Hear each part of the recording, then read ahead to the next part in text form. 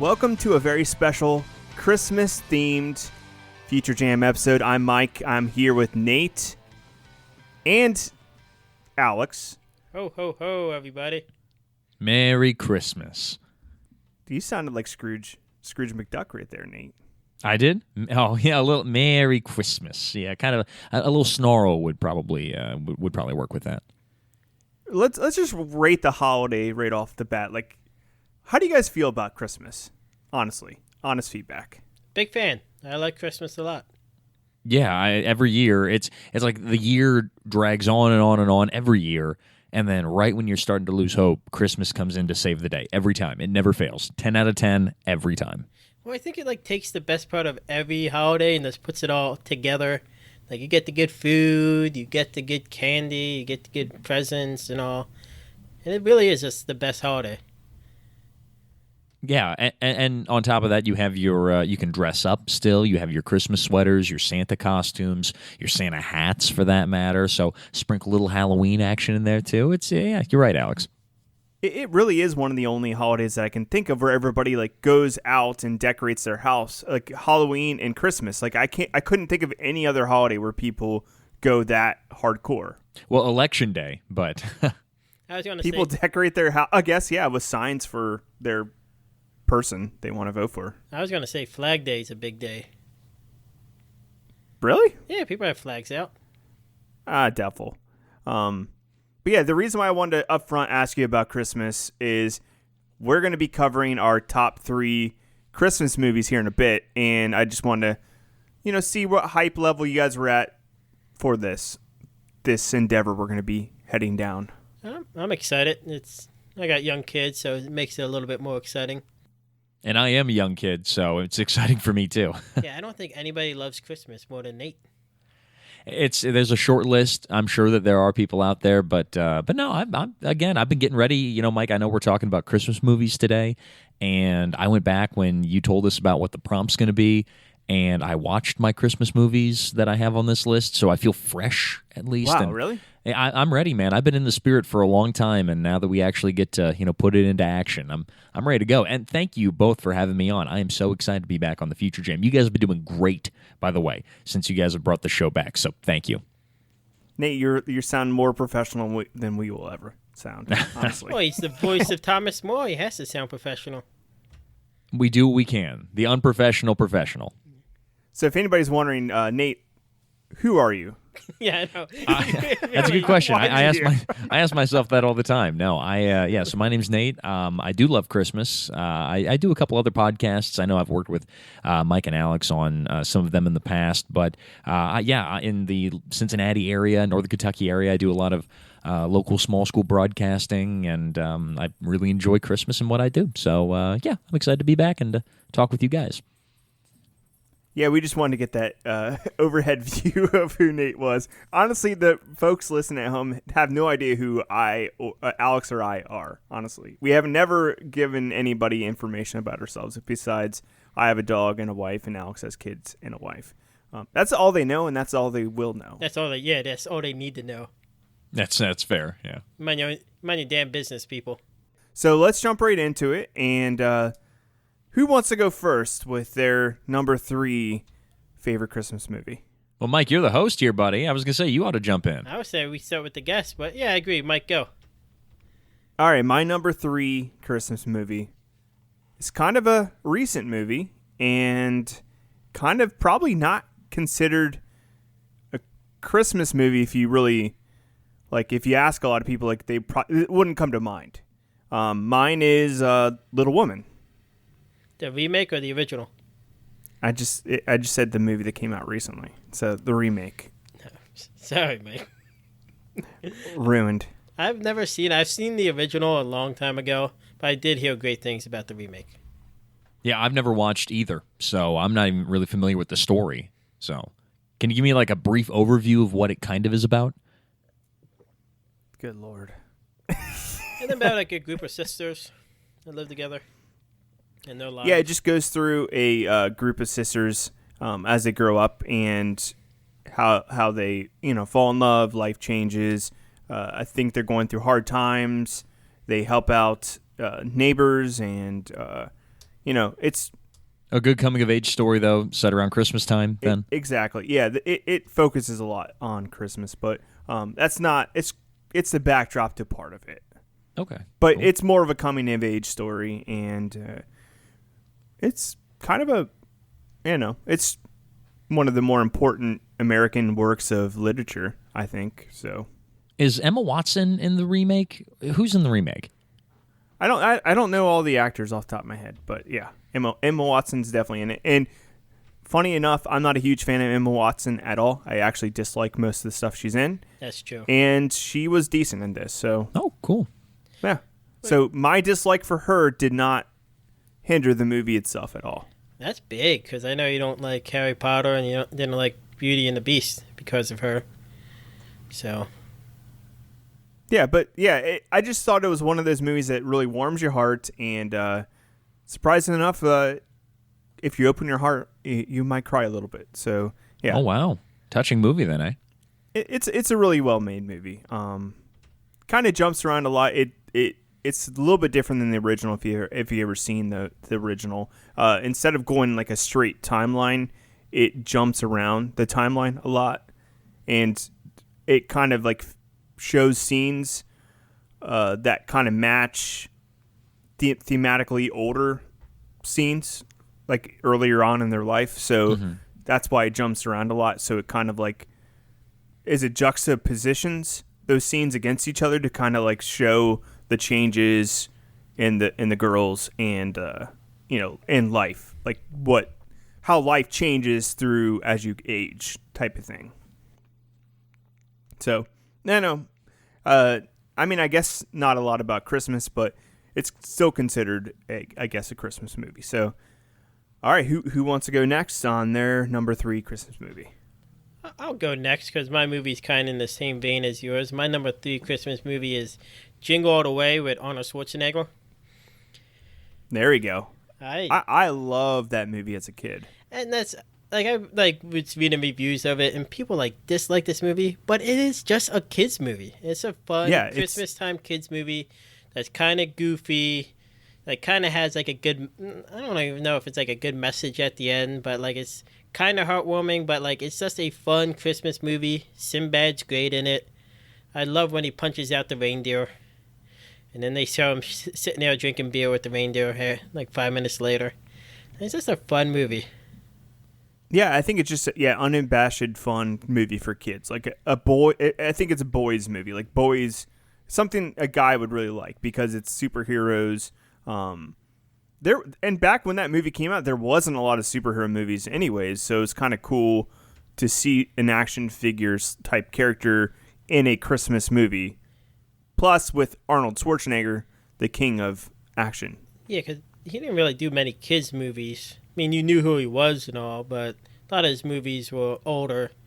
So, like, for me, like, I knew, like, Terminator and all, but, like, the first time, really, besides his comedies, that he was in something I could see. Because it came out in 96, so I would have been 8. Nate wouldn't have been born yet. No, I was born then. 96, I was 2. So, and that's another movie. I mean, you guys are 2 for 2 on movies I haven't seen at your number 3. So I've got 2 movies I guess I have to watch here over the next couple of days before Christmas. Funny thing about it, Nate, is the little kid in this movie is Anakin Skywalker from Star Wars Episode 1. So Really? Interesting. the poor kid that got hated on and quit acting because everybody hated him so much in Star Wars Episode 1, he didn't do bad in this movie. No, he was that's good to know. Yeah. He was a kid actor in this one. The premise of the movie, Nate, is Arnold Schwarzenegger's a workaholic dad who promises to get his son this gift for Christmas, Turbo Man, the coolest toy. All the kids are going to have it. So Christmas Eve comes, and he hasn't bought it yet, and everybody's sold out of it.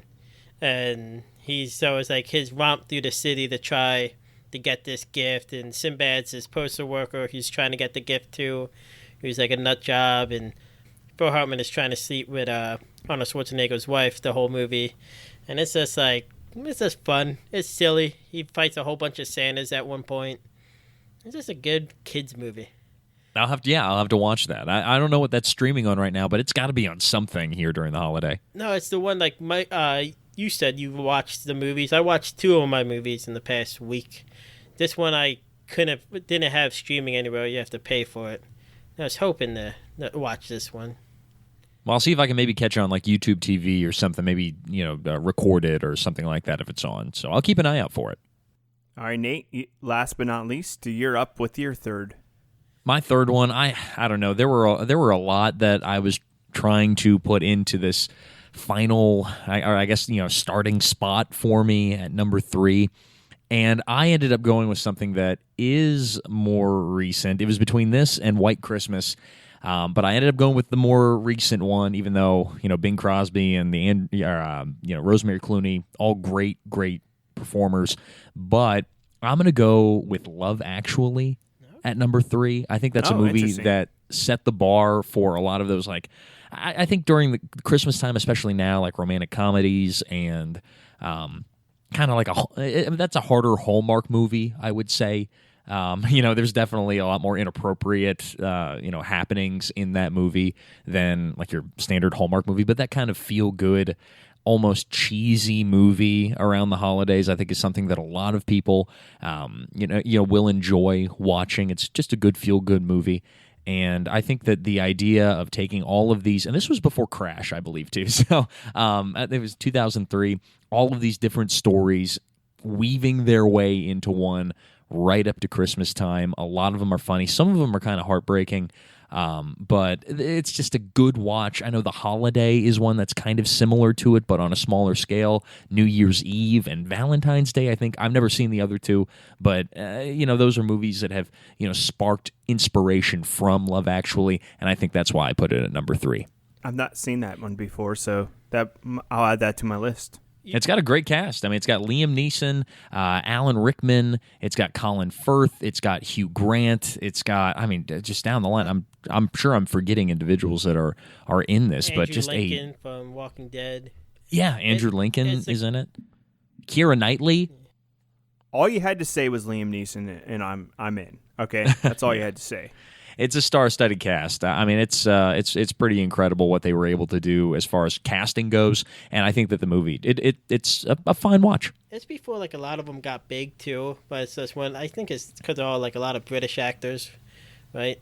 And I saw it like for the first time last year, and I liked it. Enjoyable. I mean, it's the same as like Valentine's Day. I seen that. I saw that first, but it's one where like the stories kind of intertwine a little bit, but there's no like main story that you kind of focus on, which is kind of good for I think the romantic comedies, because you get some of them like dragged out and it's like not as good, but I like this. Enjoyable. Like a lot of it is heartwarming. There was some sadness in the movie, but it's a good movie. I like it. A lot of memorable moments. So yeah, that's my number 3. You ever see the scene, Mike, where the person's holding the cardboard signs and the girl's reading them? And he's put them, taking them one by one. It's been parodied a lot. That's from Love Actually. Yeah, definitely. That's from Love Actually. Yeah. Mm-hmm. So you want to go with your number 2, Mike? Yeah, let's go with my number 2. My number 2 is probably, I couldn't choose between the two, so The Grinch Who Stole Christmas and the Grinch with the live-action Grinch. So the original and the live-action one, not the new one with Benedict Cumberbatch? No, thank you. No, the original and the live-action. So I couldn't choose between the two because I think they both kind of feed a little bit different aspects of the story differently. They're both humorous and they both have a good take on it.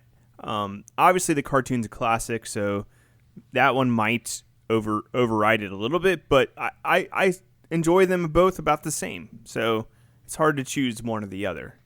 The original's a much quicker watch, that's for sure. Yeah, I think the original's 40 minutes long, maybe. I don't. 25. I watched it. Yeah, tonight. that's short. Is it really only 25 minutes? It's a half an hour cartoon. Okay, yeah. So I think it's just a retelling of the book and cartoon. Because I've been watching a lot of the ones from the 70s and 60s, the old Dr. Seuss, where they pretty much just read the book and add animation to it. So Hulu has the Lorax or Cat in the Hat on the Loose with those, and you can watch the old books. My son loves them. But the original Grinch is great with Boris Karloff doing the voice. Yeah, it's fantastic. And then Jim Carrey's just so good as the Grinch. I love when he was in his prime when he made that too, right? Yeah. Or towards the end of his prime. I still think Jim Carrey's great, but like that was like his height. I agree with that. I just love when he's canceling, like he's like going through his plans. Can't dinner with myself. Can't cancel that again. And just going through all of them. And I know a lot of people for some reason didn't like it, and it's kind of 50-50 with a lot of people. But I still think it's well made. Yeah, I like it a lot. Nate? I'd say between the two, I tend to lean toward the original. I do like Jim Carrey a lot, but I think just like the quick watch is always something that I enjoy. From that and Frosty the Snowman and Rudolph the Red-Nosed Reindeer and those kinds of quick Christmas shorts I really appreciate. And plus, you're right, Alex, going back, when was the original Grinch, when was that like TV short released? Does it say anywhere 66. in your notes?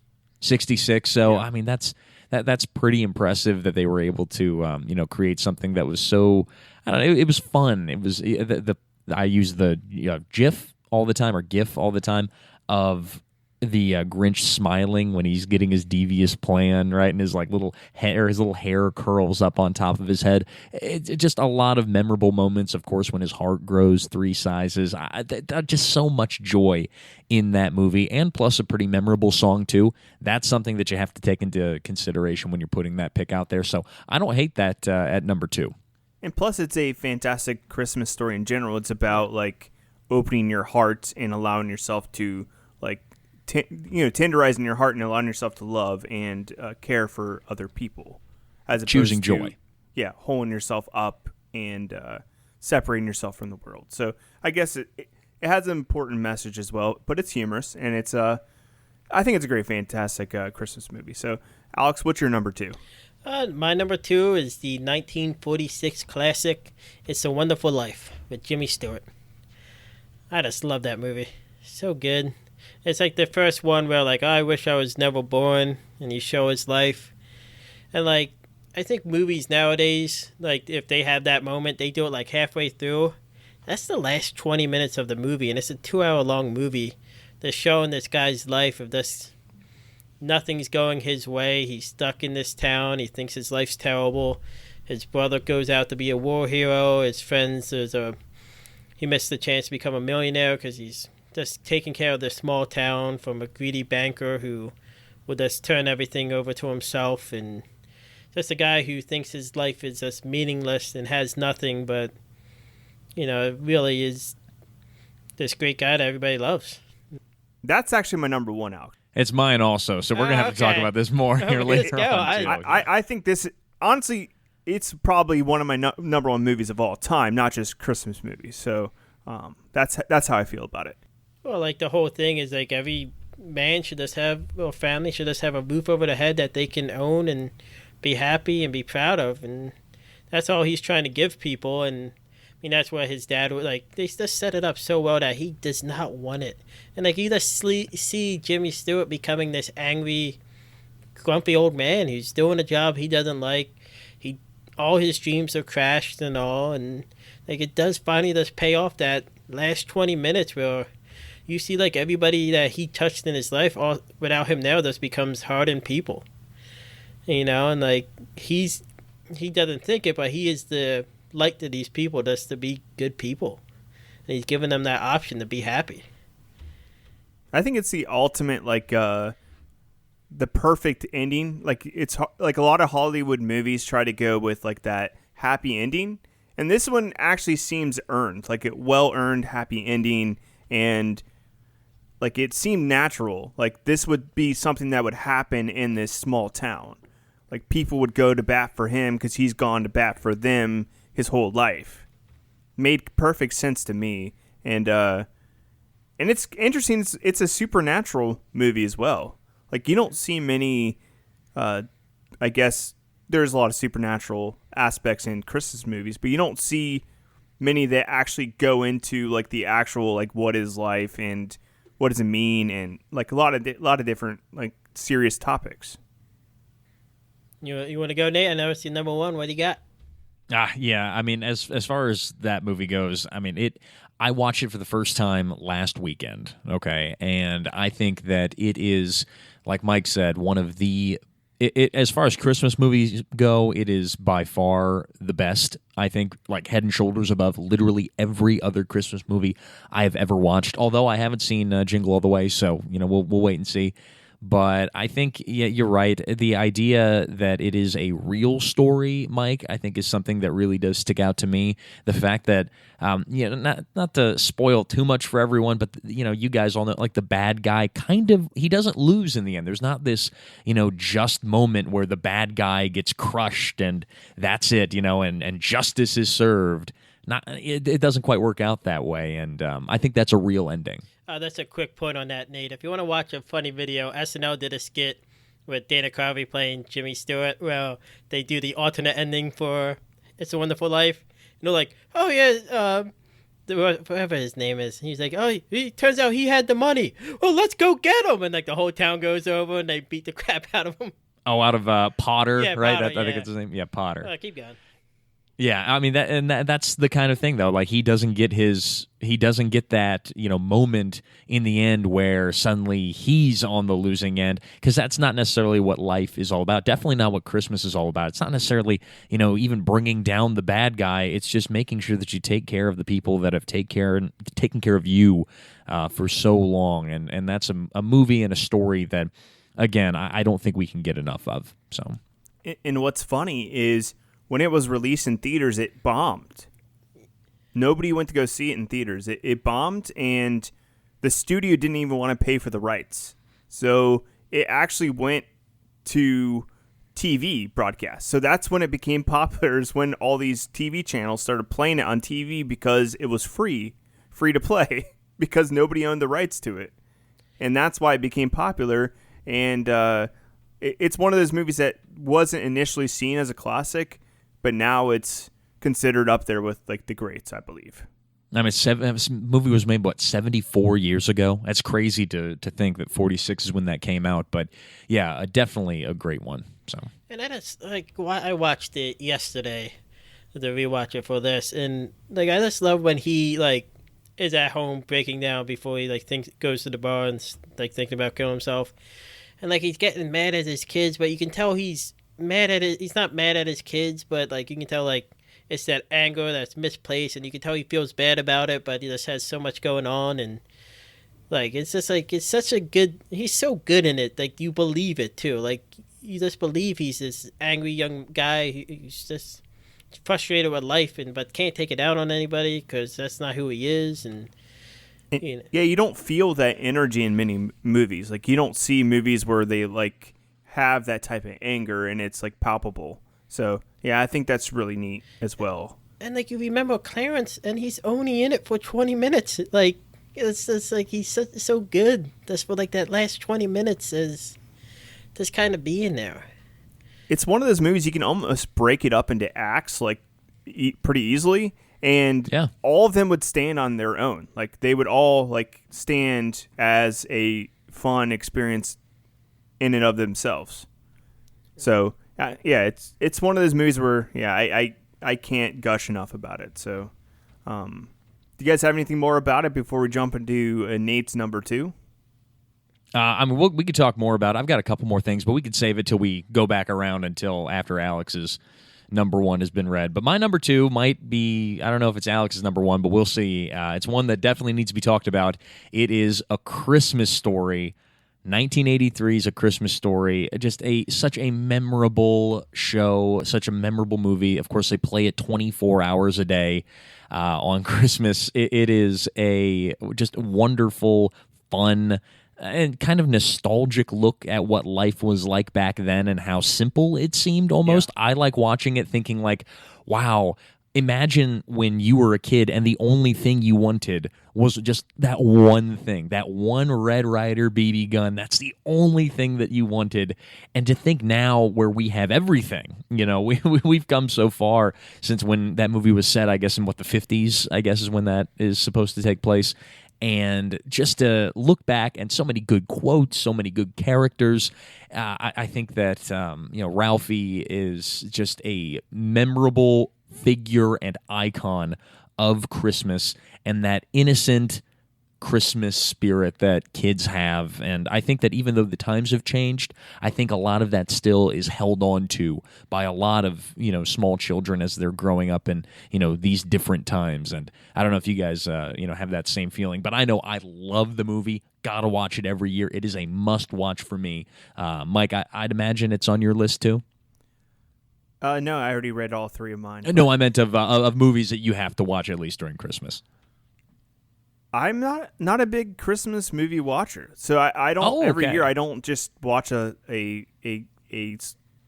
collection of movies. Like if my family's in town, I'll watch some with them, but I don't really, I guess, love a lot of Christmas movies. I enjoy them, and I don't repeat view a lot of movies either. So, but yeah, when it's on TV, if I flip across it, I will, stay on that channel and watch it because it's one of those movies that, like you said, it's good no matter the time of day, time of year, whatever. It's just one of those movies that's kind of timeless. Yeah, Alex, and for you, I don't know if it's your number one or not, so what are you thinking here for A Christmas Story? It is not my number one. I thought about putting it on my list. I was talking to my brother about this the other day, like what Mike was saying about It's a Wonderful Life. The reason why you can show that movie 24 hours a day, because like each scene is like a standalone, like that's kind of like a bit, like on this like one topic, like when they go to see Santa Claus, like I like the Wizard of Oz. Yeah, like that kid and like ho ho ho. As he kicks a kid down the slide, just classic scene. Yeah, there's lots of cuttable stuff in that movie. Yeah, so you know the through line is that he just wants this gun and it's just his family celebrating Christmas. His dad like reacting to like the lamp and all and like how much he loves it and like the whole movie's so good and I love like when he says fudge, on the... But I didn't say fudge. It's so good. And the mom acts where he heard it. His mom calls his friend's mom. I'm getting yelled at in the background and beat.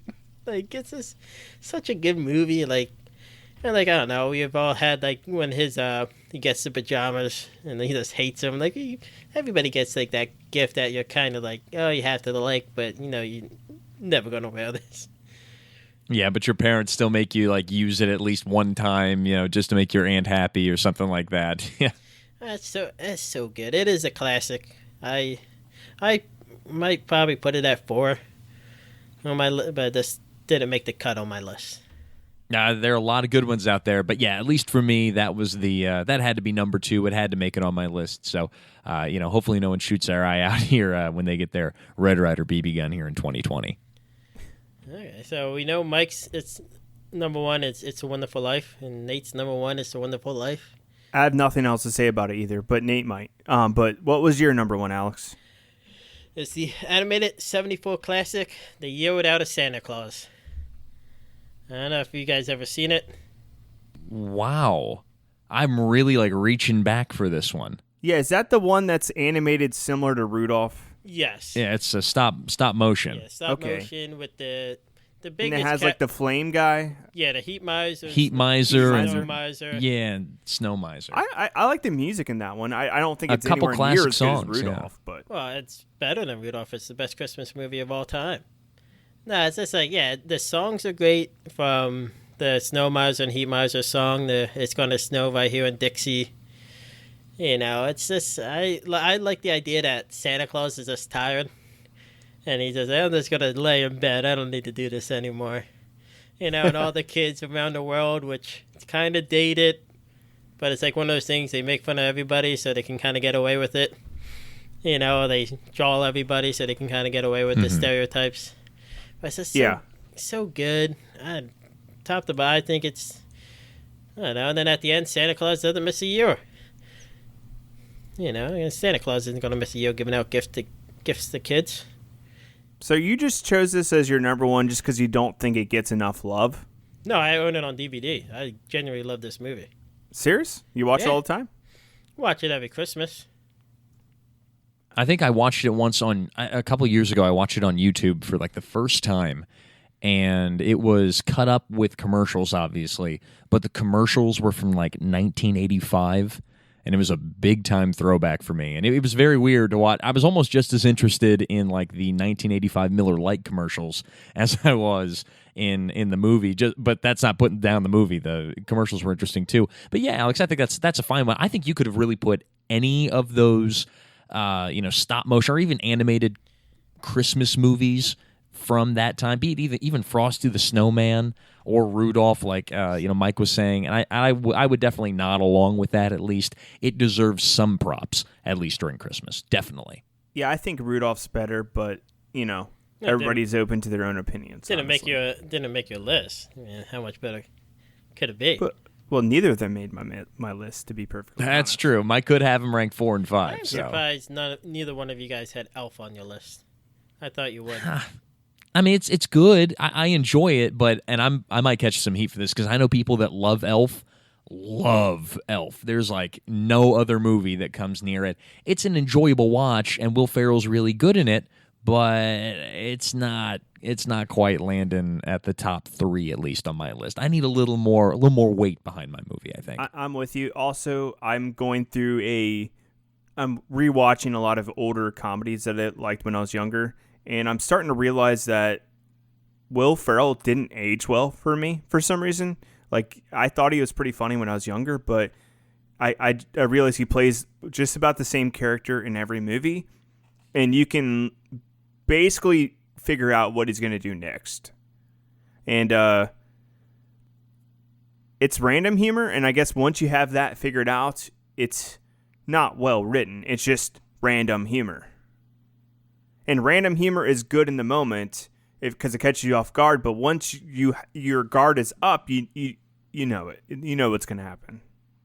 It's almost like a pattern of randomness that you can pick up on, I guess. Yeah, and I still enjoy Elf. I still enjoy a lot of his movies, but not to the level that it once did when I was younger.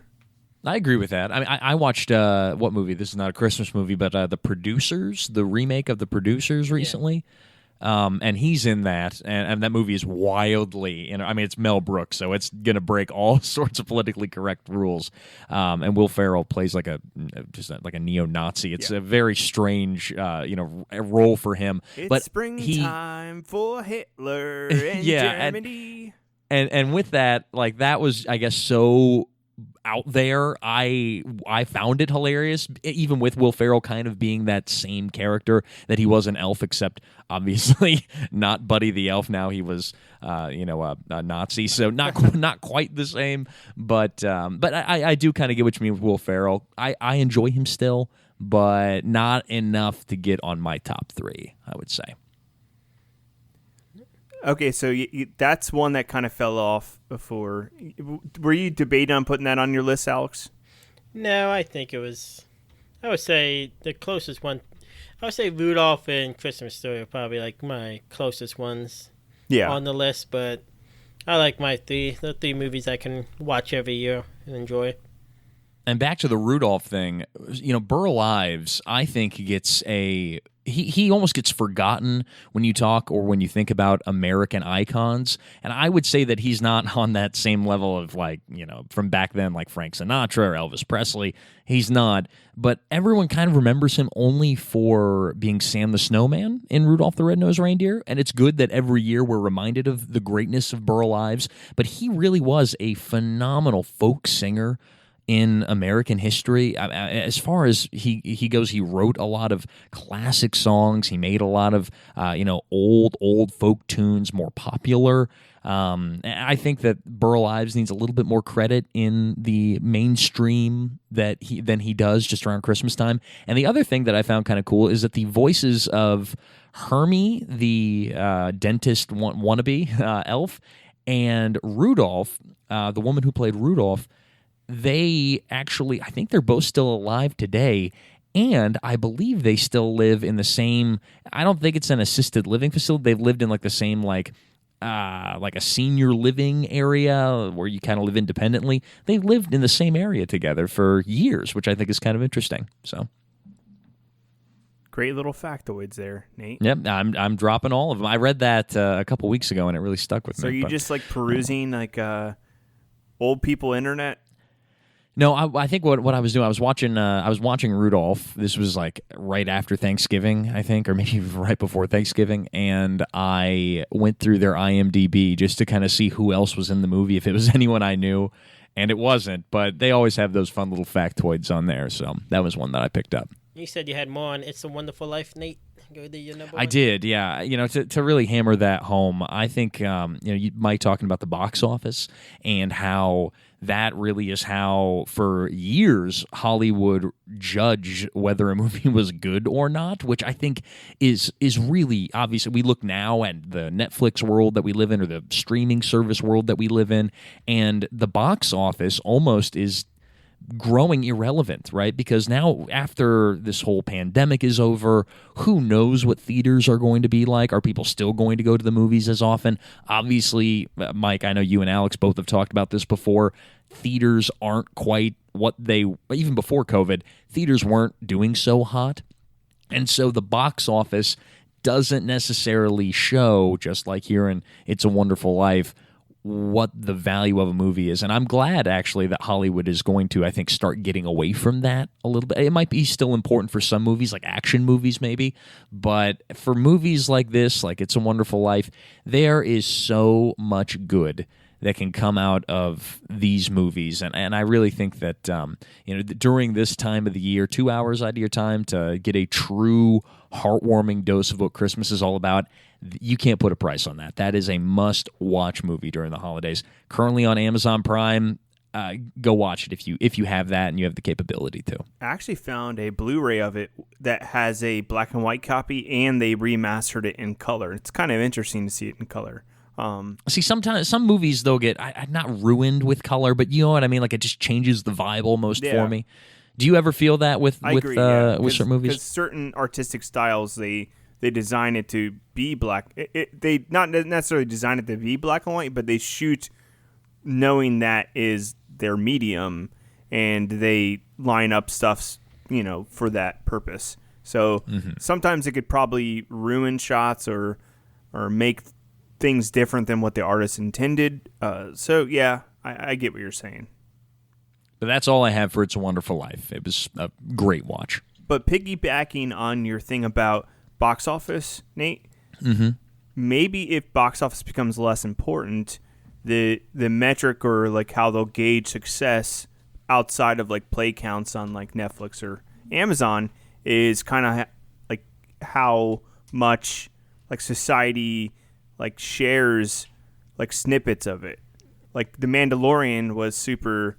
You knew it was popular because people were sharing Baby Yoda gifs or gifs or whatever and memes and all, and it permeated into the culture. So in the future, maybe that's how we'll kind of know like if something actually made it, if it permeates into the culture and becomes like a cultural phenomenon. But until then, do you think it's going to be still just like download numbers and things like just kind of a hard number still that they're going to want to go off of? Well, they don't really release that stuff, but yeah, I assume True. they probably are looking at like download numbers and just like on YouTube, you can see how long somebody watches something and if they turn it off halfway or all, this is going to give companies a lot more metrics, I think, than they ever had before. And I don't know if that's a good thing because then they'll tweak things to try to get people to stick around. And I don't know if we need extra like rules in place for an artistic medium to say, hey, do this because people will continue to watch, or do that, or add in a funny little character, or stuff like that.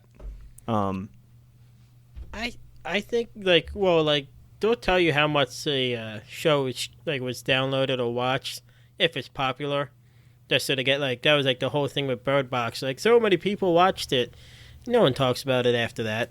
It's one that I think it's the follow up factor, or if people talk about it, or it's gonna be what you were saying, the shares or the word of mouth stuff. I mean, because you had stuff like that in the past that bombed at the box office that became cult classics.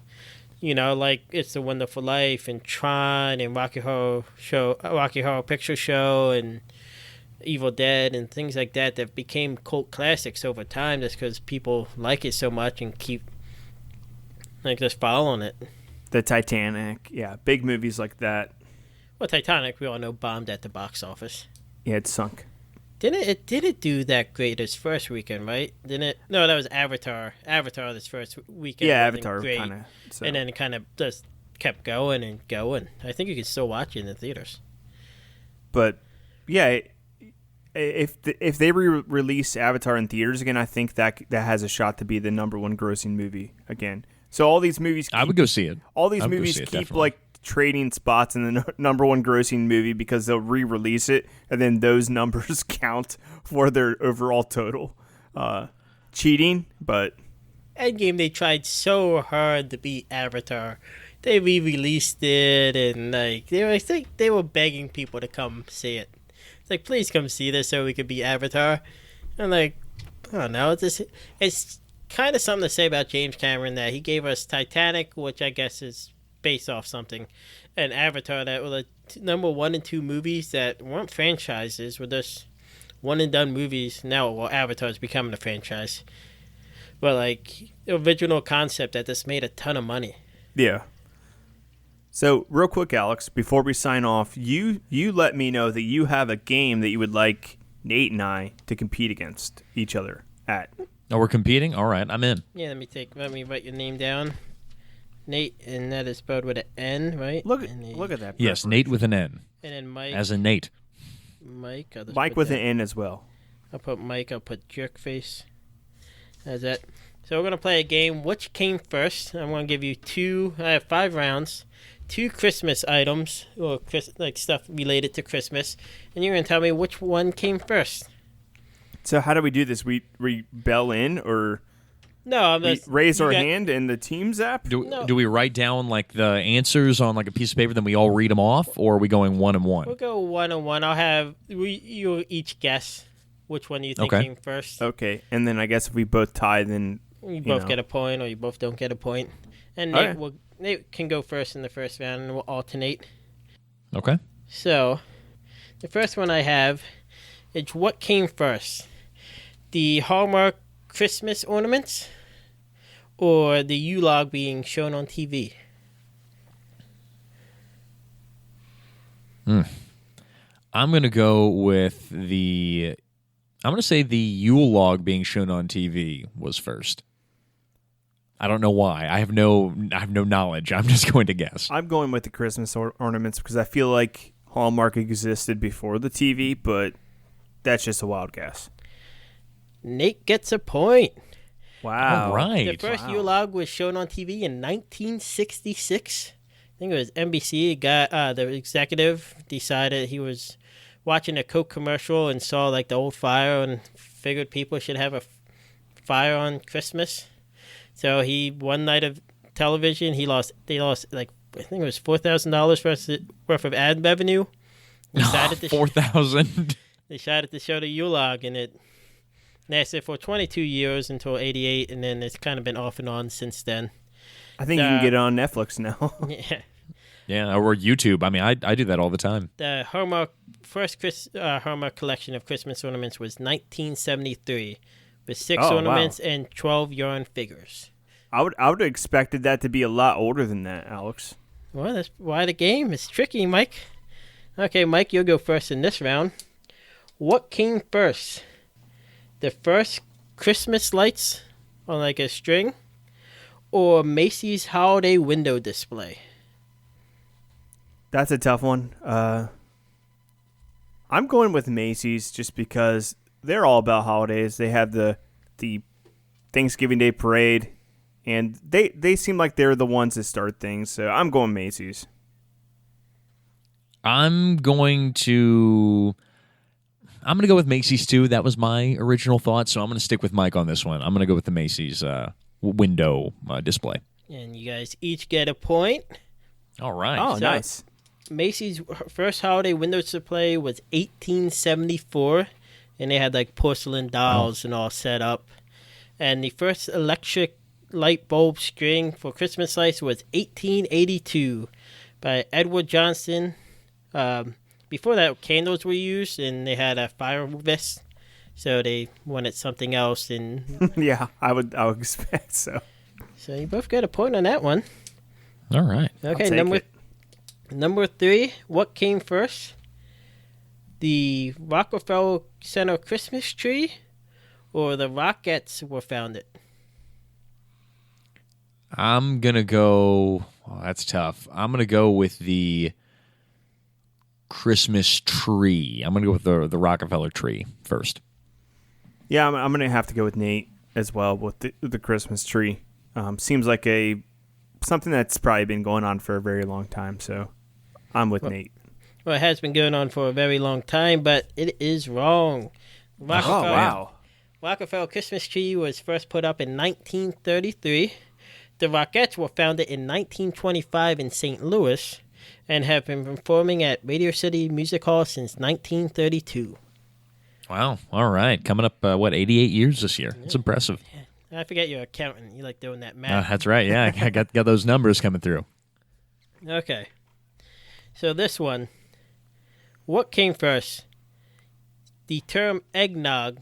Eggnog was kind of like a thing before. Like, no one knows when it really started. They say like the 13th century. But the term eggnog was first used or when candy canes were invented. Man. And Mike goes first for this one, right? Yes. Okay. I'm going candy canes. I don't really have a good reason, but candy, rock candy, hard candy seems like it's something that's been around for a long time.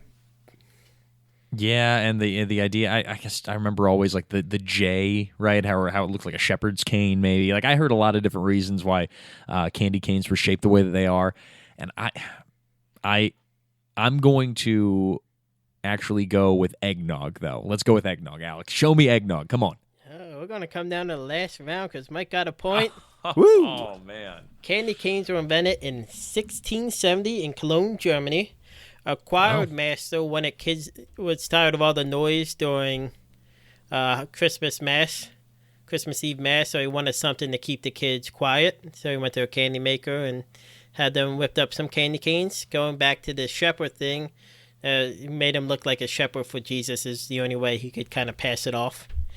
Eggnog was first introduced it was coined in America in 1775 in a poem. I have some of it right here. Please read us that poem, Alex. I'll try my best. Fog domes thy morn, or eggnog. At night hot suppings, at midday grog. My palate can regog. It was written by John Busher, a clergyman, in 1775. I guess eggnog used to be a lot bigger. Like used to be like they said George Washington used to serve it and all. That's why he had to get wooden teeth. Do you guys not like eggnog? I've got 2 like half gallons in my fridge right now. I've got 1 cinnamon, 1 original. I just don't drink it. I should, and I just never get it. It doesn't last very long is a problem. I take it or leave it. So we're tied going to the last round. All right. Last Comes round. down to this. Do you have a tiebreaker if we both tie, or is this just going to be a Christmas tie? It's going to be guess how many fingers Christmas I'm holding tie. All right. I love it. Okay. So this is in Nate's wheelhouse, so I'm sorry, Mike. He has the advantage. Christmas songs. Well, holiday songs. All right. What came first? O Come All Ye Faithful, or Old Lang Syne? Yeah. I'm going Auld Lang Syne. I have to go the other way around because, I go for the win, and if I pick the same as him, it's a tie, and we can't. I appreciate have a tie that, Mike. for Christmas. So I'm going, "O Come All Ye Faithful," even though I think Nate's probably right because those words sound really old. Auld Lang Syne sounds older. Okay. And Mike does not lose on his own podcast. So Mike is Oh, the well winner. done, Mike. O Come Ye Faithful Well done. was composed in 1744 and published in 1751. Old Lang Syne was a poem published in 1788.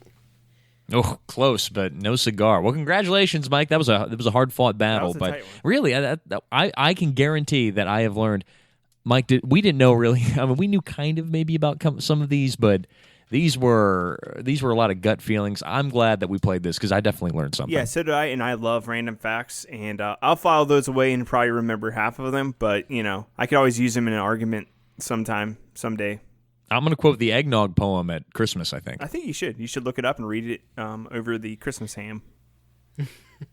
The one thing I could not find, I wanted to do, what was the first artificial Christmas tree, and it just kept saying the 1880s. It couldn't give me a direct exact time.